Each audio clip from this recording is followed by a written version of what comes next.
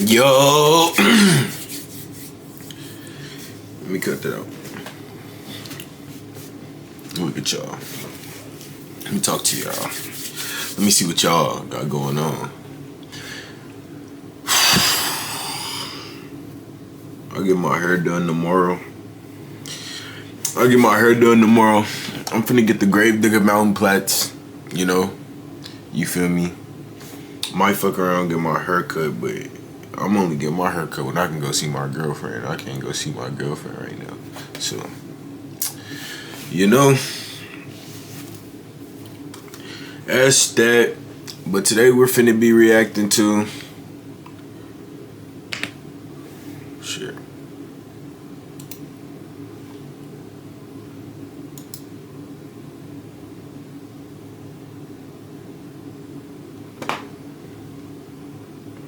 The power of thinking big.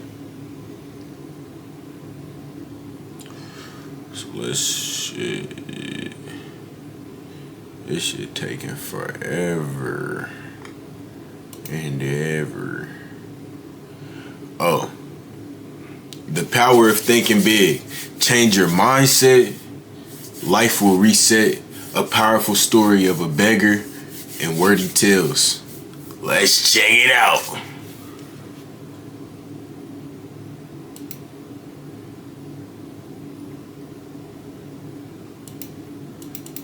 A person's greatness is determined by their thoughts.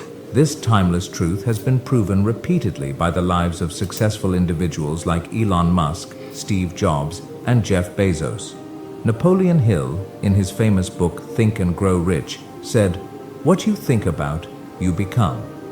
But if that's true, why do so many people struggle to succeed? Do they not think about their future? Do they fail to see their own potential? Today's story will uncover the answers to these questions and teach you a powerful lesson. Along the way, we'll also learn some new words to enhance our English skills.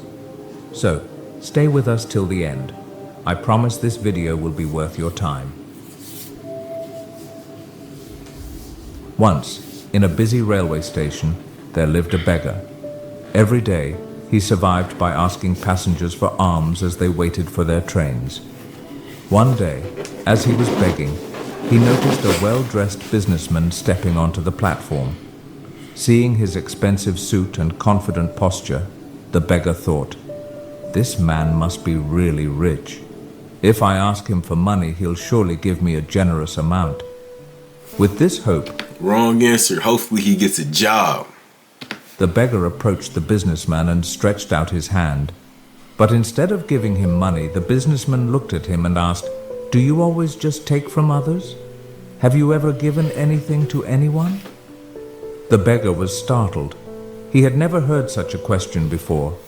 Confused, he replied, "Sir, I'm just a beggar. I survive by asking for alms.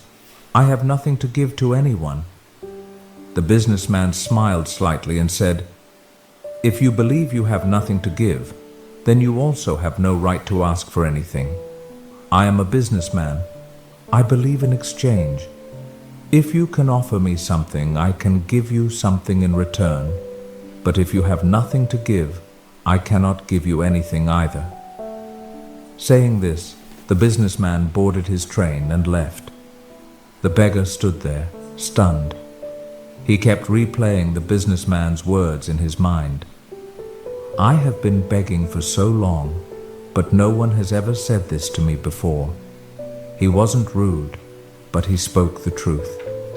If I can't offer anything in return, then why should people give me anything? For the first time, the beggar realized that maybe this was why people never gave him much money, because he offered them nothing in return. That night he lay awake, deep in thought. But what can I give? I am just a beggar. I have nothing. Yet the businessman's words kept echoing in his mind. If you want to receive, you must first give. 2 days passed. The beggar didn't ask anyone for money. He was too busy thinking. On the third day, while sitting at the station, he noticed a patch of wildflowers blooming near the tracks. Their vibrant colors caught his eye, and suddenly An idea struck him. What if, instead of just taking, I offer something in return? What if I give people a flower every time they give me alms? Determined, he walked over, gently plucked a handful of flowers, and went back to his usual spot.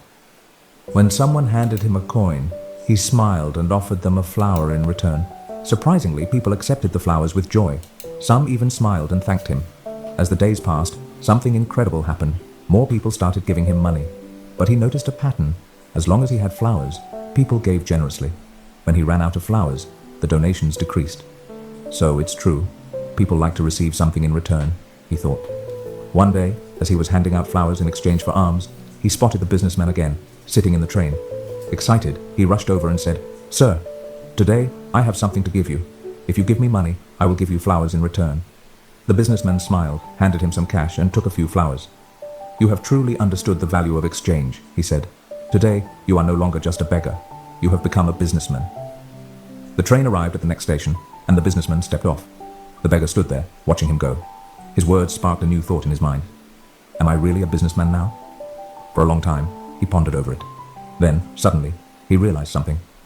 I now know the secret of success. I am not just a beggar, I am a trader. People aren't giving me money out of pity. They are paying for the flowers I give them. This means I have a business. Excited, he made a bold decision.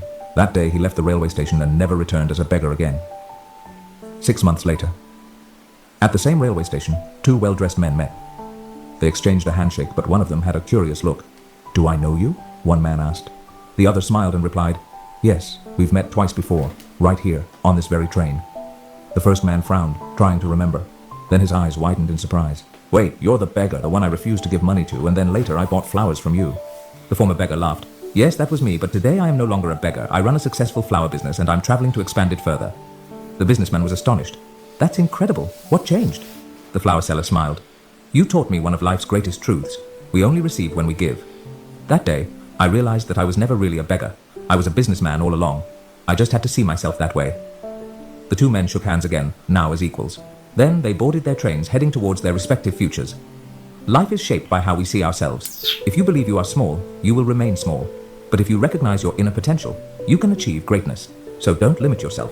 See yourself as strong, capable, and successful. Because when your thoughts change, your future changes too.